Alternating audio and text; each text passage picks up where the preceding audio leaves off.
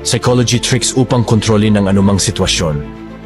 Isa sa mga pinakamabisang psychology tricks para makuha ang higit pang impormasyon mula sa isang tao ay ang paggamit ng Cunningham's Law. Ayon sa batas na ito, ang pinakamahusay na paraan upang makuha ang tamang sagot sa internet ay hindi sa pamamagitan ng pagtatanong ng isang tanong, kundi sa pamamagitan ng paglalathala ng maling sagot.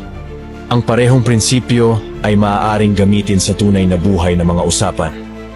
Kung nais mong makakuha ng isang kapanapanabik at matalinong sagot mula sa isang tao, huwag mo silang tanungin ng diretsahang tanong.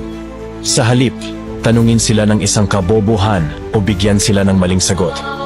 Ito ay magpapalusaw sa kanilang pagnanais na ituwid ka at ipakita ang kanilang kaalaman. Halimbawa, kung nais mong malaman ang ginagawa ng isang tao bilang isang inhinyero, huwag mo silang tanungin ng ano ang ginagawa mo bilang isang inhinyero. Ito ay napakasimpleng tanong at maaaring nakakabagot. Sa halip, maaari mong itanong sa kanila ang ganito: kung ikaw ay isang inhinyero, ibig sabihin ba nito na ikaw ay nagdidisenyo ng mga makina?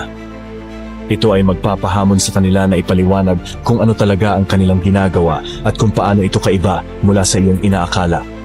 Maaaring magbigay pa sila ng mga halimbawa o kwento upang mas maipakita ang kanilang punto. Ito ay isang mahusay na diskarte para sa mga casual na usapan dahil ipinapakita nito na ikaw ay tunay na interesado sa kanilang mga sinasabi.